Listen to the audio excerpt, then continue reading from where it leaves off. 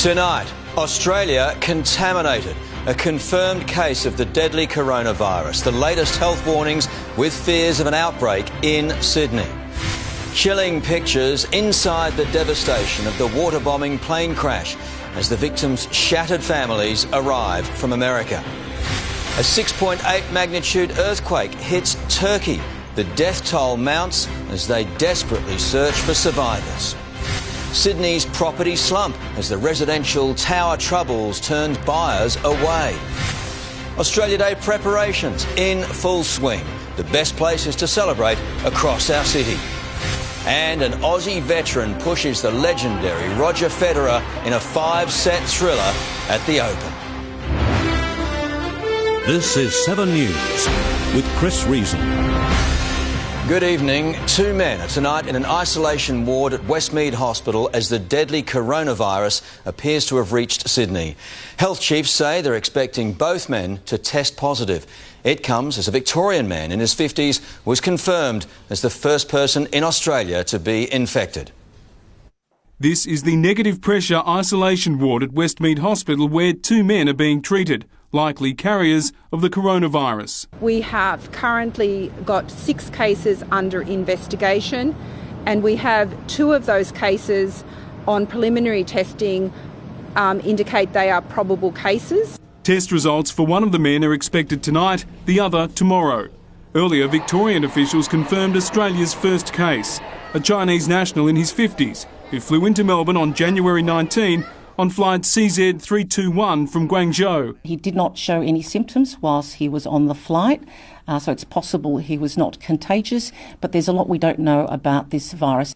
In China, the death toll stands at 41 as the virus continues to spread, with 3 new cases confirmed in France and another 2 in the United States.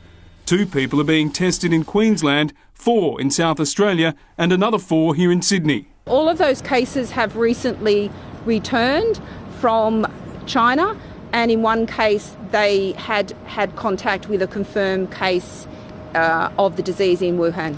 At Ground Zero, an ambitious task. A 1,000-bed hospital is being built in just 10 days as the number of confirmed cases skyrockets to nearly 1,300. Social media filled with traumatic scenes of people queuing and collapsing in wards. Officials say screening at airports would not have picked up the virus in the confirmed case and the 2 probable cases because none were showing symptoms.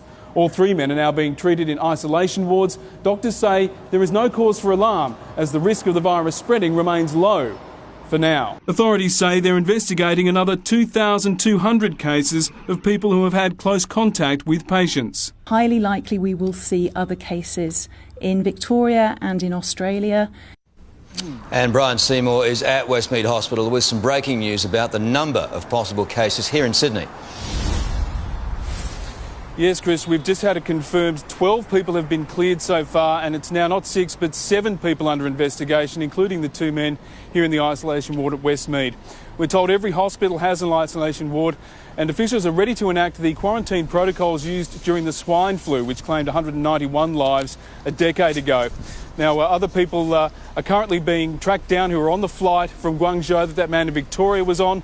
And we can also tell you that state health ministers had a phone hookup earlier today. The consensus seems to be that we will see more cases. All right, Brian Seymour live for us there at Westmead. Thank you tonight. As victims' loved ones arrived in Sydney, confronting video has been released of the water bomber crash site where 3 US firefighters were killed in the state's south. There's also been a breakthrough for investigators with the aircraft's voice recorder recovered from the scene. The aftermath of a tragedy that shocked the country. Shot from a police drone, this is where 3 heroes died. The wreckage of their Hercules water bomber is spread for a kilometre across Peakview in the Snowy Mountains. With the scorched tail, the only part of the plane still intact, it appears the 34-ton aircraft ploughed across the hillside, disintegrating as it stopped at the charred tree line. It's video that will help investigators better understand what happened to claim the lives of flight engineer Rick De Morgan, First Officer Paul Hudson and Captain Ian Macbeth. Today, in hot and windy conditions, Australian Transport Safety Bureau officers quickly made a breakthrough, recovering this, the cockpit voice recorder. It will record the pilot, the co-pilot and the flight engineer's discussions in the cockpit. It will record also any of the oral alarms or warnings. They won't know until tomorrow if the recordings are usable. There was no black box data recorder. At Sydney Airport today, those close to the victims arrived from the United States. US consulate staff took a woman to the Richmond RAF base for a flight over the crash scene, where the heavy equipment has been brought in to cut down trees around the wreckage. Specialist teams had to make the site safe, securing aviation fuel and unexploded oxygen bottles. Tomorrow we'll be bringing in the 3D mapping drone. It was difficult for us to do that today as it's still an active fire zone. Joining investigators, the US-based owners of the aircraft are expected to arrive here tomorrow, bringing with them crucial maintenance records that could provide further answers. At Richmond, the water bombers were taking to the air again for the first time since being grounded after Thursday's crash. And Olivia Leeming is at Numaralla near the crash site. Olivia, are investigators any closer to knowing what went wrong? Well, Chris, investigators have told 7 News they were surprised to find this aircraft was not fitted with a black box. Not all are required to be, but it would have provided key data on the plane's final movements. But they're hopeful of gathering crucial evidence from that cockpit voice recorder, which is in a reasonable condition, containing that final conversation of the crew on board. It's being analysed by specialist teams tonight in Canberra. Tomorrow, investigators will use their drones to create a 3D map of the wreckage, but believe it will be some time before they know with any certainty what caused this crash, expecting to be based here for the investigation for at least a week. Chris? All right, Olivia Leeming there, live at Numaralla. Thank you. The 33rd person to be killed in the bushfires has been formally identified. Michael Clark's body was found in the shower at his burnt-out home at Badalla on the far south coast. Neighbours say the 59-year-old had been telling his brother a shed had caught fire when the phone suddenly cut out. Locals have described Mr Clark as a great guy.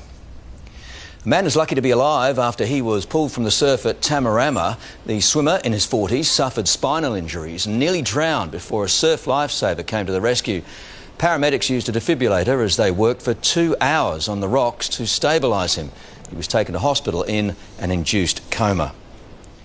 Dozens of people are feared dead and more than 500 injured after a powerful earthquake rocked Turkey. The 6.8 magnitude quake struck in the country's east, with tremors felt in neighbouring countries, including Syria, Lebanon and Iran. Rescue teams are still racing to the region, with fears many people are trapped. Clinging to hope, the desperate search for survivors. Just before 9 o'clock last night, the powerful quake struck the eastern province of El-Azhar. For 40 terrifying seconds, it caused mass panic and destruction, forcing thousands to rush from narrow stairways into the streets. It struck just 10 kilometres below the surface. 500,000 people in the region felt the earth shake. Appliances tumbled. It even caused a fire to break out in this apartment block. Dozens of people are still unaccounted for, but rescuers aren't giving up. Using drills and jackhammers to break through huge concrete slabs, search crews found this woman and brought her to safety. For survivors, the outlook is grim. Temperatures overnight in Turkey plunged to minus 12 degrees and thousands have nowhere left to go. Our houses are either collapsed or damaged, this man said. We cannot go to our village. Some people lost their lives. And fears it's too late for many more, still stuck under the rubble. Tom Saker, 7 News. Sydney's recent spate of residential tower troubles is taking a heavy toll on the demand for apartments.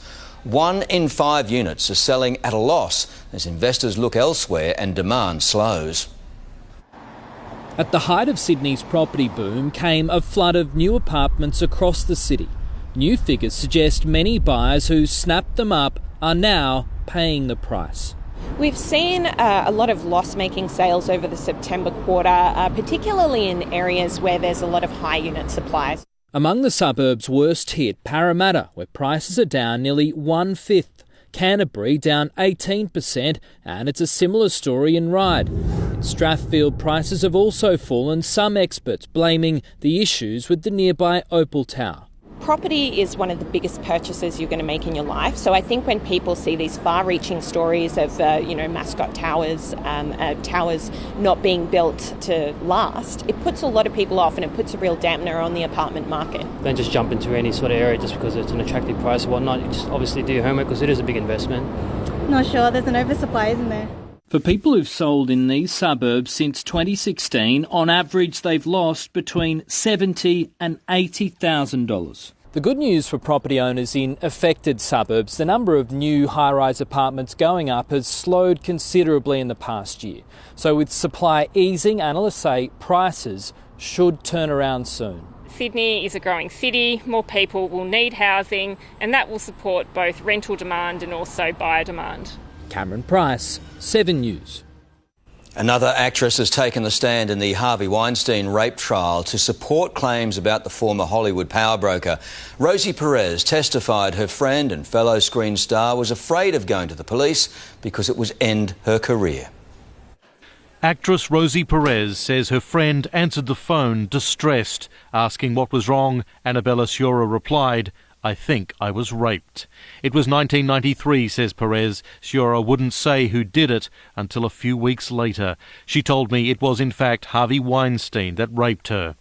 But when Perez told Sciorra to go to the police, she replied, "I can't. He will destroy me."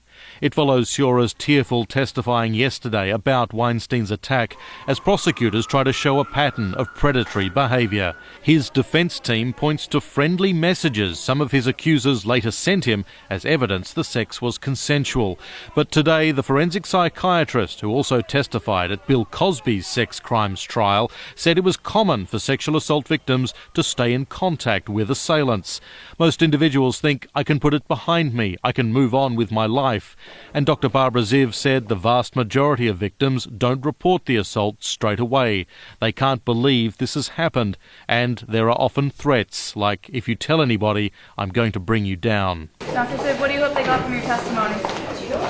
Knowledge.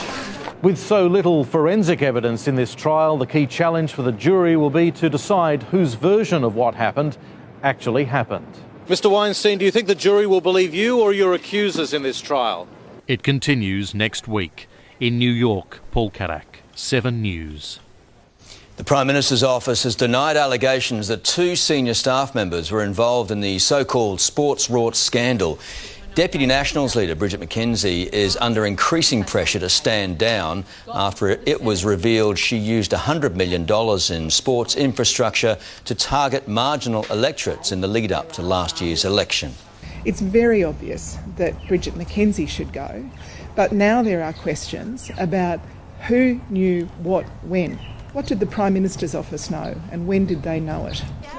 A report into the program is expected to be handed down in coming days. They are pioneers in their field, and today some very inspiring Australians were recognised for their achievements, all nominated for Australian of the Year. Surgeons, scientists, entrepreneurs and sportspeople are all in the running, but it was our firefighters the Prime Minister singled out as the true heroes. It's one of our nation's highest honours. 2019 Australian of the Year. Scott Morrison today thanking each of the nominees with a message from his late father, who died this week. You've helped make Australia a better place. You've made us proud. You'd have made him proud. Inspirational Australians, all pioneers in their field, recognised for their contribution to their communities, including South Australian nominee Dr. James Mukey, a world-leading eye surgeon who has dedicated much of his career to Sight for All, a worldwide organisation working to prevent blindness. It's a passion project and it's something that I feel very strongly about, so it doesn't feel like work.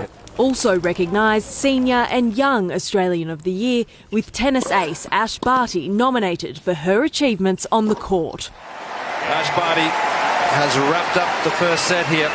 Last year's recipients, Thai cave divers Dr. Richard Harris and Dr. Craig Challen, thankful for the past year.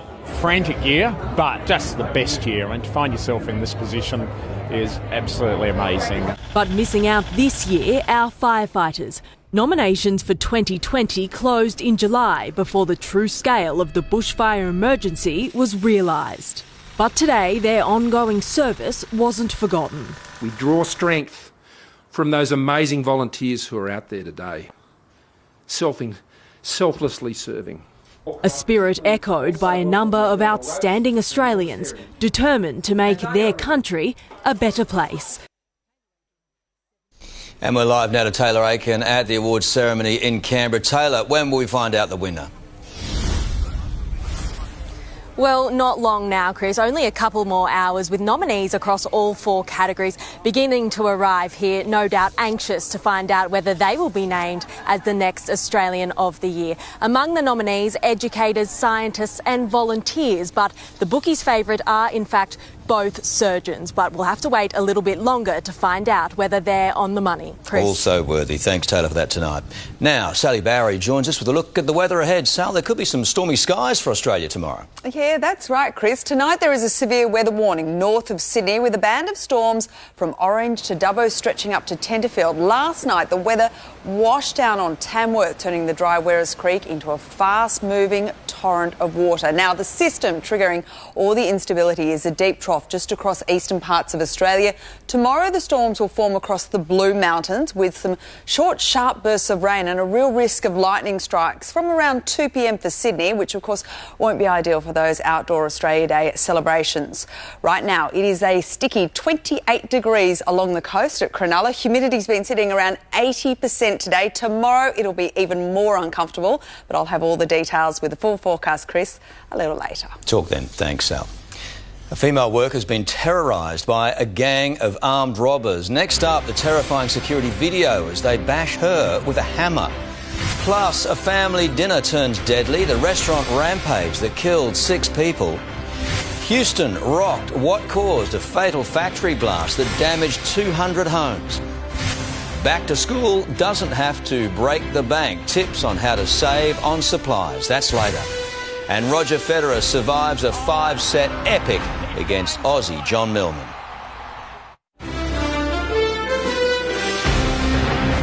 A service station attendant says she's traumatised after she was bashed with a hammer during a violent armed robbery. 4 men stormed the store, smashing glass before fleeing with cash and cigarettes. I've worked here for 2 years and never ever feared coming to work in the morning because it's just been such a safe place, but now things are changing. She's recovering from her injuries and has described her attackers as gutless. A man has gone on a murderous rampage in a small German town, killing 6 people, including his mother and father. The 26-year-old called police to say he'd opened fire in a restaurant and was arrested when they arrived.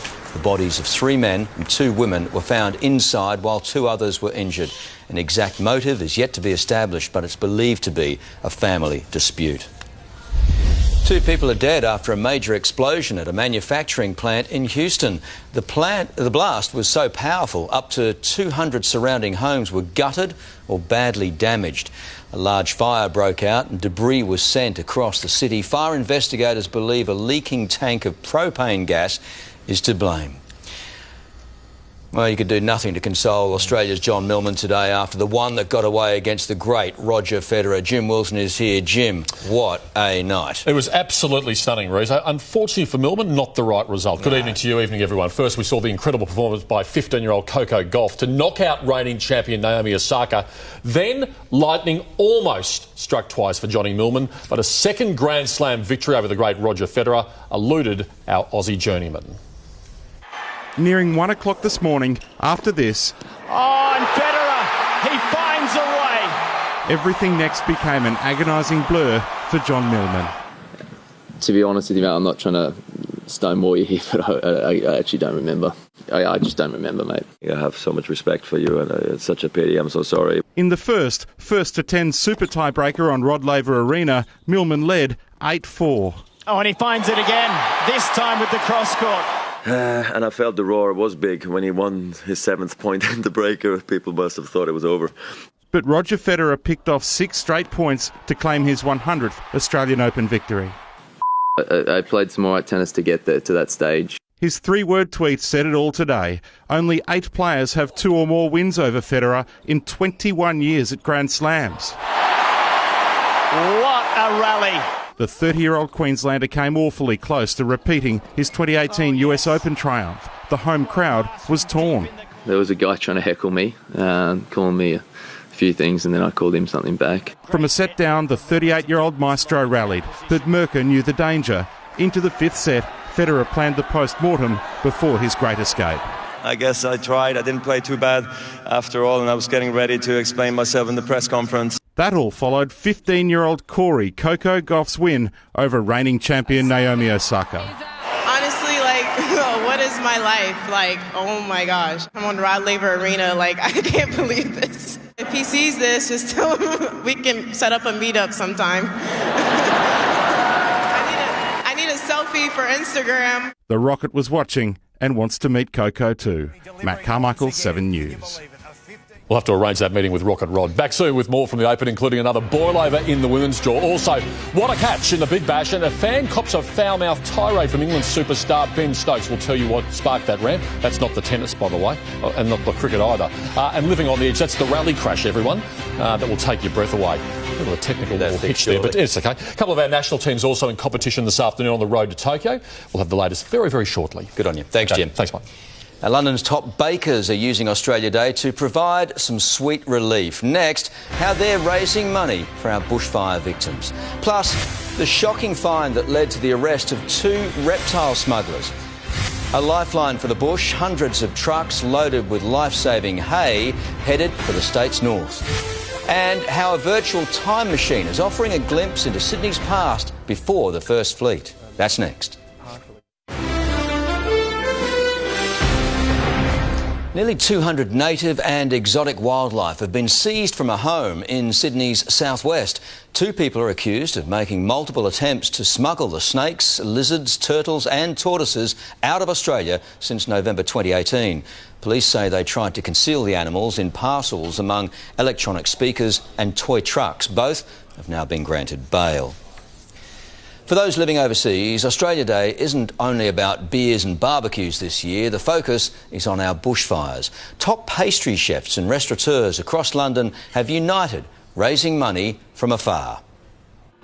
Tucked away in a courtyard off London's famous Columbia Road, the city's most renowned bakers are creating some sweet relief. Lily Vanilli only opens on Sundays. Tomorrow, 100% of profits will go to those affected by bushfires. It's the koalas and it's the sky. I mean, it's really the apocalypse, and that affects all of us. With so many expats, for many the motivation is deeply personal. So my uncle, he had to fight the fires around his house in Cobargo, and so there was a moment where it was a bit of a black spot, no one knew how he was. And he managed to save his property, but his neighbour lost his property. Nearby, Alexis Noble is expecting one of her busiest weekends ever. She's fundraising for winemakers in the Adelaide Hills. More than 60 vineyards are affected, including one of her main suppliers, who's also a mate. On the 20th of December, unfortunately, Dave lost his entire vineyard and house. And then it's a greater trickle effect on the economy, cellar doors have been closed. Doing her bit 16,500 kilometres away, much like these koalas. Each has a scannable code so passers-by can donate. The initiative started in New York and spread to London about a week ago. These little guys have been popping up on the tube at Buckingham Palace and here outside Harrods department store, raising awareness and money. We're with you and with Australia, and we want to help where we can. In London, Sarah Greenolch, 7 News. A special delivery of hay from Victoria has almost reached drought-stricken farmers in New South Wales. A convoy of trucks carrying around 10,000 bales of hay arrived in Armidale today. Tomorrow, they'll begin distributing bales to farmers doing it tough around the area. A virtual time machine is being launched to let users immerse themselves in Sydney as it was before the First Fleet arrived. Relying on historical records and ancient memories, the state-of-the-art display is under wraps until its Australia Day debut. But tonight, 7 News has a sneak peek. Oh my God. Stumbling into a virtual world Wow. Wow.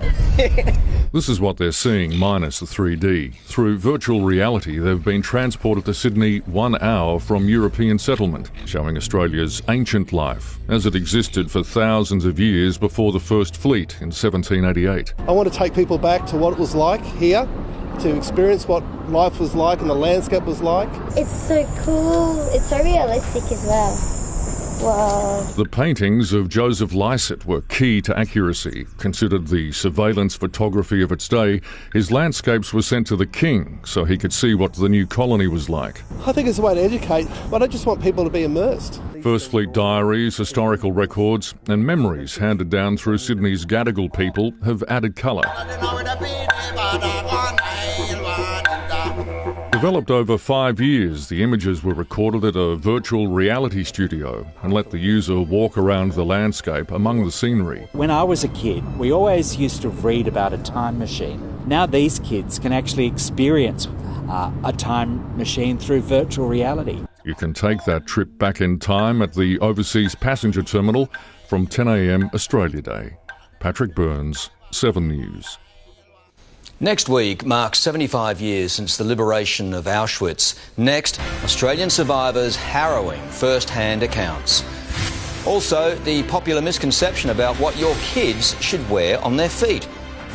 Lunar New Year preparations in full swing ahead of tonight's colourful celebrations. And some suburbs across Sydney could be hit with more storms tomorrow. I'll have details soon. It's the Aussie staple with a bad reputation. When it comes to recommended footwear, thongs are far from the top of the list. But new research has revealed the humble flip-flop could be good for your feet. Queensland doctors have found thongs absorb more energy, making them a better option than going barefoot.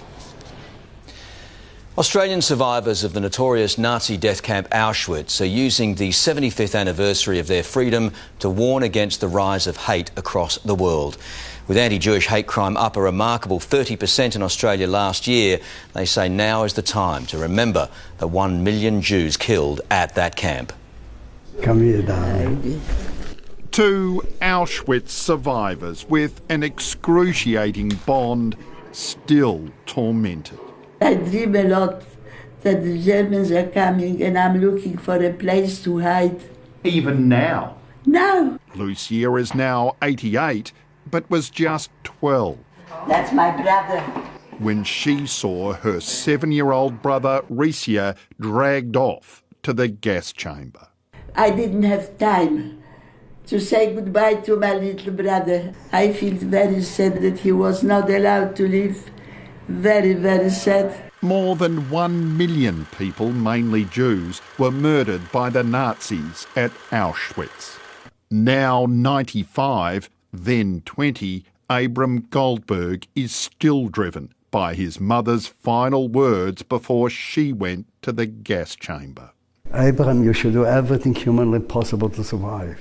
And when you will survive, wherever you will find yourself, you should tell people what actually happened.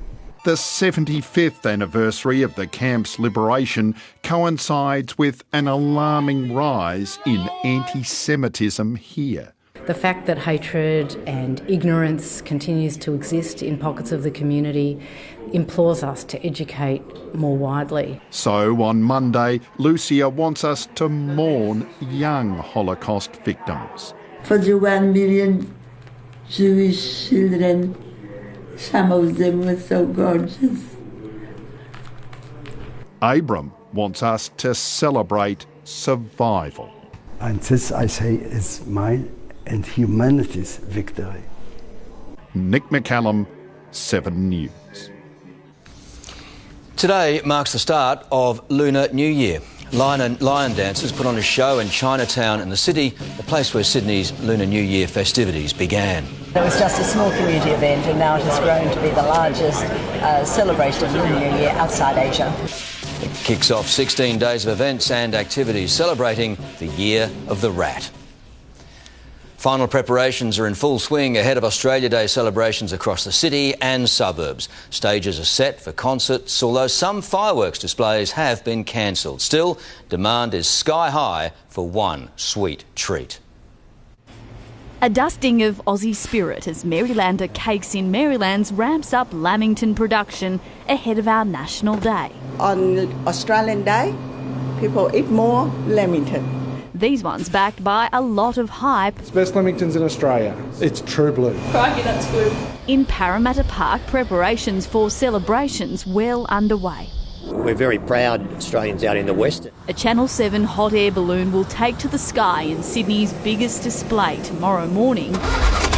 Then the Carnivale begins. Which has got the 300 vintage cars, which some of them are over 100 years old. In Blacktown, the famous concert at the Rooty Hill Park sure to draw a crowd.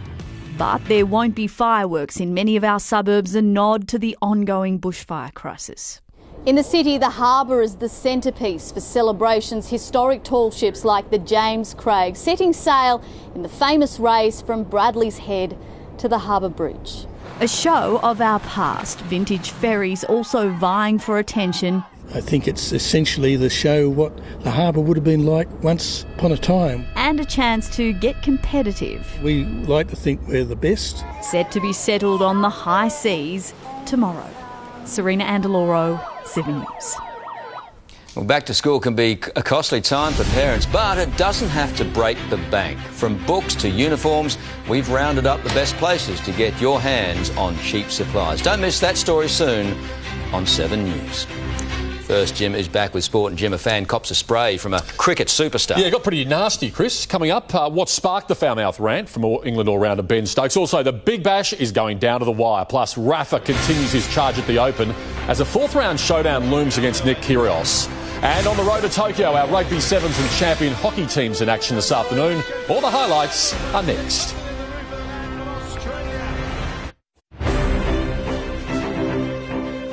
Welcome back, everyone. Rafael Nadal is a step closer to a showdown with Nick Kyrgios after cruising into the fourth round of the Australian Open. World number 2 Karolina Pliskova is out, while Simona Halep made it through to the last 16. The world number 1 was at his ruthless best against fellow Spaniard Pablo Carreno Busta, making just 7 unforced errors in the 98-minute rout. Rafa now awaits the winner of Kyrgios and Russia's Karen Khachanov. And that'll do it.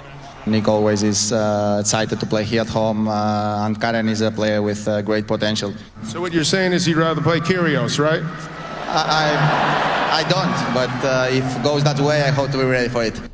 As we reported earlier, Roger Federer outlasted Aussie John Millman in a 5-set epic, winning 10-8 in the new Super tiebreak last night. 15-year-old Coco Gauff upset defending champion Naomi Osaka in straight sets. It's crunch time in the Big Bash finals race, and the big guns are having a major say in it. Aaron Finch made 109, leading the Melbourne Renegades to 5 for 175 at the SCG this afternoon. Steve Smith replied with an unbeaten 66, leading the run chase and a 7-wicket victory a short time ago to go second on the ladder. Back on the SCG in Magenta, I'm Steve. Lovely to meet you. The Sixers playing for second place in the Big Bash. And the catch is dropped. But they dropped 4 catches against the only team out of finals contention. 3 lives for Australia's 2020 captain. TC's not happy. Aaron Finch took advantage, smashing 109. The Renegades set Sydney 176 to win. James Vince's unlucky run out at 1 for 49 introduced Smith, who could play second fiddle to his clone, Josh Philippi. But he departed for 61 off 41, 2 for 99, then 3 for 103 when Moses Henriquez followed for 2. It's a powerful shot, but it hasn't got the coverage. And still plenty to do. Smith reverses it and reverses it beautifully. The Thunder expect Usman Khawaja to snap out of his slump if they make finals. And we love having him around. Just the experience and calmness that he brings to the dressing room is something we really value, and he's just a ripping bloke. English import Alex Hales and the Thunder were desperate in Hobart last night. It's long down the ground, caught! Flicked in, brilliant! His acrobatic effort was allowed before smashing a 42 ball 63, but chasing 186, Darcy Short took 5 wickets. The Thunder lost by 57 runs and the Hurricanes replaced them in the top 5. It's must win against the Scorchers tomorrow. Last night, Liam Livingstone went on a 7-6 rampage in Perth. He has absolutely murdered that! Not enough to beat the Strikers, who defended 5 for 181. Alex Carey's sensational running catch helped Adelaide move into the crucial second place. Matt Carmichael, 7 News. Ben Stokes is in hot water again after unleashing a foul-mouthed tirade at a spectator after being dismissed during the fourth test against South Africa in Johannesburg. The fan is believed to have joked about his resemblance to singer Ed Sheeran.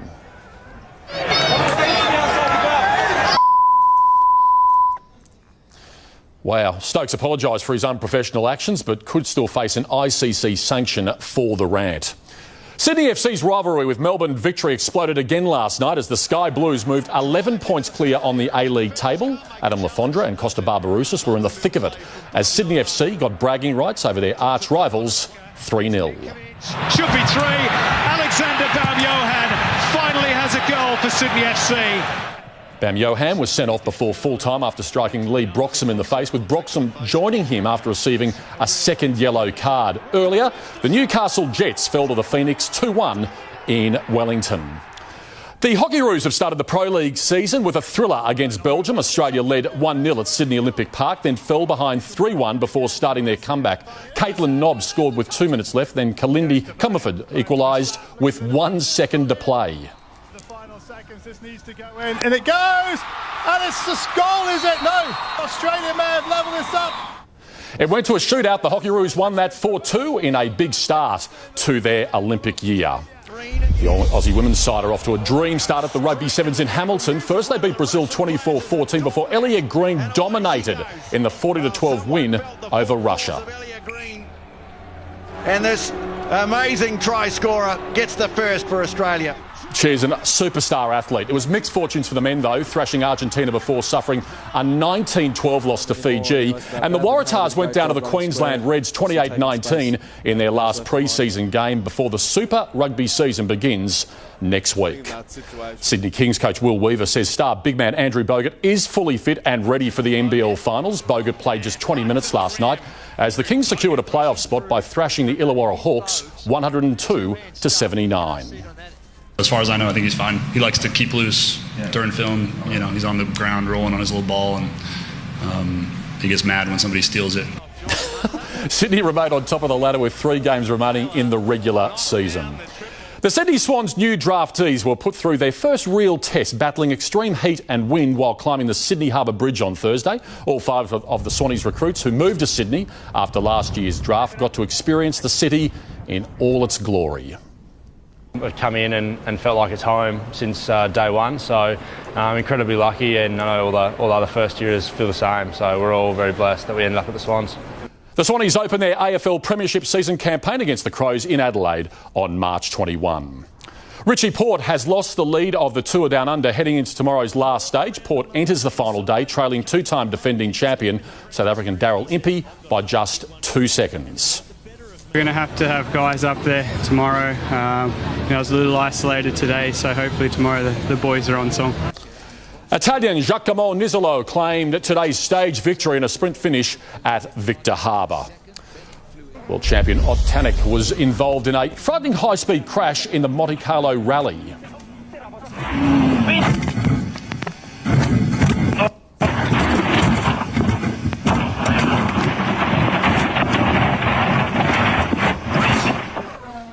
Unbelievable. The Estonian and his co-driver were taken to hospital as a precaution, but remarkably escaped injury. The same couldn't be said, Rize, for his brand new Hyundai. That might need some repairs there.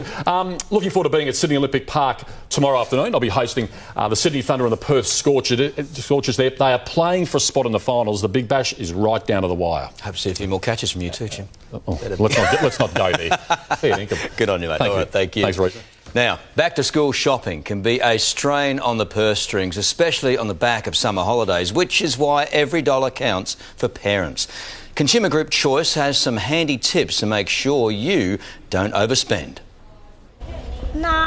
Stocking up for a big year of arts and crafts. Back-to-school preps can be a costly exercise for parents. Most of them will have just come off the back of expenses over Christmas and holidays that have added up. So anything that they can save on the back-to-school time can really help. According to Consumer Group Choice, Officeworks is the cheapest place for supplies. We know pretty much we can get everything you require here. She's about to start year 7. They compared a basket full of 17 basics on most families' lists. Officeworks came in at just under $27. Big W and Kmart, $30. you're going to need multiples of some of the items on our list. So those differences will actually be greater when you're buying 6 or 7 exercise books. To avoid overspending, Choice suggests doing a home inventory first to see what's lying around that could be used again. You can also shop online to avoid coming into store. There's also a new government back-to-school information hub online. Things ranging from what you need to purchase for your child, whether that's uniforms or stationery, how you can keep an eye out for their wellbeing when it comes to their mental health or study patterns. Another good word of advice: avoid pest of power. If you don't need to take the kids with you to the shops, then don't take them with you, because they will lobby for the most expensive item that they can get. Jessica Ridley, 7 News. And Sally's back now, and Sal, we could see a stormy Australia Day. Yeah, that's right, Chris. Thundery skies are set to fire up along the east coast. I'll tell you which Sydney suburbs could be under those storms next. Proud to support Parramatta's Australia Day celebrations. We've got some breaking news now on the coronavirus outbreak. Brian Seymour is at New South Wales Health HQ at St Leonard's. Brian, what are you hearing? Well, Chris, in about 5 minutes, the Health Minister, Brad Hazzard, is holding a press conference. He's going to announce there are 3 confirmed cases of coronavirus in New South Wales. We believe 2 of them, all men, 2 of them, we believe, one aged in their 30s, one in their 50s, may have contracted the virus in China and flown back to Australia. We're not sure how the 3rd person was infected. That brings the total number of cases in Australia to 4. There are 10 others being investigated, including 4 others here in New South Wales. So this virus spreading as quickly as the news about it is breaking. All right, Brian Seymour there live at Health HQ. Thank you for that. Now it is time for Sally with Sydney's weather. Sal. Thanks for that, Chris. Well, we've got a severe weather warning in the northeast of New South Wales tonight, and tomorrow Sydney's west could see some stormy skies start up again. It was certainly very uncomfortable today. Humidity in the city around 80% at a top of 29 degrees after a low of 23 this morning. Around the suburbs, there was a little less moisture in the skies. It was still pretty hot and sticky though. Humidity levels around 60% and tops of 32 degrees at Badgerys Creek, Bankstown 30. Looking to the skies, and those northwesterly winds are just feeding into a deep trough that's creating storms right across the east and north of the nation. Tomorrow, the bulk of the action will be just in that northeastern corner of New South Wales as well as the Territory, while some onshore winds will just trigger showers along the east coast. Around the capitals, Brisbane can expect some showers, 31 degrees, a bit of smoke haze in Canberra and a top of 35 degrees. Hobart a little bit cloudy, 23 degrees. Adelaide showers clearing and hot in Perth, 35. On the water tomorrow, we can expect southwesterly winds gusting around 30 knots on a 1 metre swell. Now, across the state tomorrow, we can expect showers and storms in Port Macquarie and around Tamworth once again. It'll be sunny mostly in the western parts, though. Wagga Wagga heading for a top of 35 degrees. Around the suburbs tomorrow, it will certainly be uncomfortable once again. We've got humidity in our west around 60%. Showers and storms should start up around 2 o'clock in the afternoon. Now, the bulk of that storm is going to form up over the Blue Mountains, so Sydney's western suburbs are going to see most of the activity. It'll peter out as it gets closer to the coast. There could be also a fair bit of lightning to look out for. Falls will be fairly patchy, though, around 2 to 8 millimetres expected in the gauges. Tomorrow in the city, it will be hot and sticky, typical February weather really, with humidity around 80%. We're heading for a top of 30 degrees. Showers will spread around 6 millimetres in the gauges. Having a look ahead, a shower or 2 is forecast on holiday Monday, 28 degrees. Same again on Tuesday with a slight chance of a storm. Wednesday a little cloudy with hot and dry weather looking set to return on Thursday. It should peak again into the weekend, Chris. All right, Sally, thank you for that. Now that's 7 News for this Saturday. We'll have updates for you throughout the evening. I'm Chris Reason. From all of us here, thanks for your company and have a great night.